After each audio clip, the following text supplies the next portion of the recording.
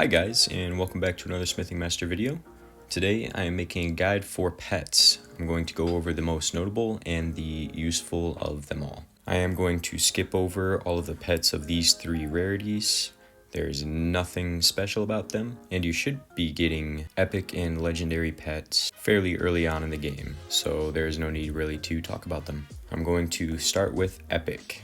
The only notable pet here is Mandy. Mandy is the most unique pet in the game. With every attack, she reduces the damage dealt by the enemy that she attacked, and it can stack really high, basically causing the enemy to do next to nothing in damage. This is mainly useful and most useful in PvE, when facing bosses that do a lot of damage, like combo bosses. Alright, now we'll talk about these legendary pets. There are only three here that are worth talking about. The first one is going to be Coral. She is the best damage dealer of all of the legendary pets. Incredibly strong in the early game, has a very high base damage, and can also inflict poison. Poison deals damage over time, and it can stack, making it really useful versus ER opponents who will dodge the base attack, but can't dodge the poison. Little Flame is very similar to Coral, not quite as strong. It can inflict burn damage, which also does damage over time, and cannot be dodged by ER. Also a great option for dealing damage if you don't have Coral or need another slot filled with a damage pet.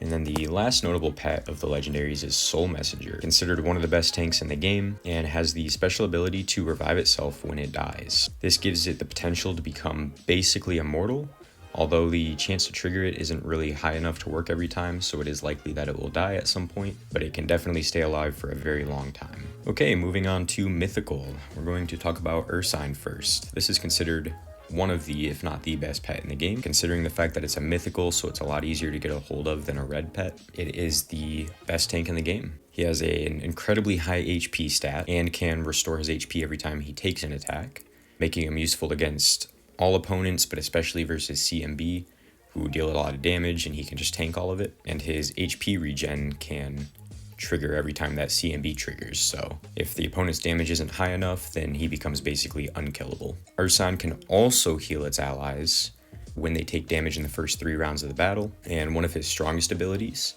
is his ability to deflect crit damage that he takes. Basically, enemies that deal crit damage just kill themselves on him, which includes pets like Flamehorn, Night Eclipse, Azure Angel, and opponents who use the Cancer Zodiac card, which deals crit damage.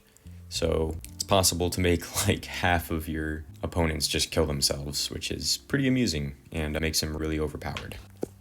Okay, another tank here is Emerald Meowth. Now, while she is labeled as a tank, she's not really used as one because she is really weak. She's mainly used as a support because of her ability. She increases her allies' attack speed and stun resistance.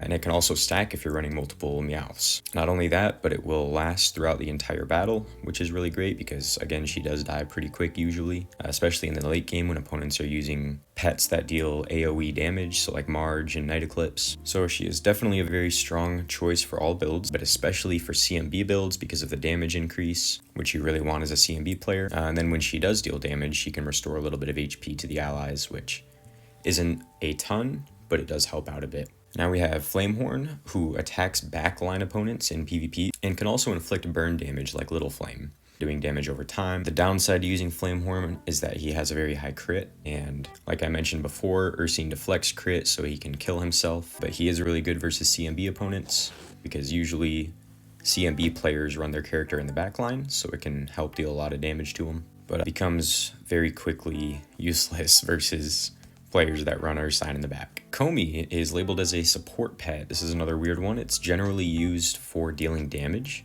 Just has a really high damage stat, and when it's starred, she ignores a certain percent of the opponent's defense and also deals extra damage per attack. So we would rank her probably number 2 for dealing damage, as number 1 is going to be Flora. Has a really high CMB stat, so it can hit multiple times, and also a bit of lifesteal to help stay alive longer, and has the added bonus of not having much crit, if any at all, so she won't kill herself. She's especially strong versus ER opponents because of her poison, doing damage over time and cannot be dodged by ER. And if you have her starred, you can stack the poison damage. I would like to mention Bunny Lucky because it's the only mythical I didn't talk about. It's considered the worst mythical pet.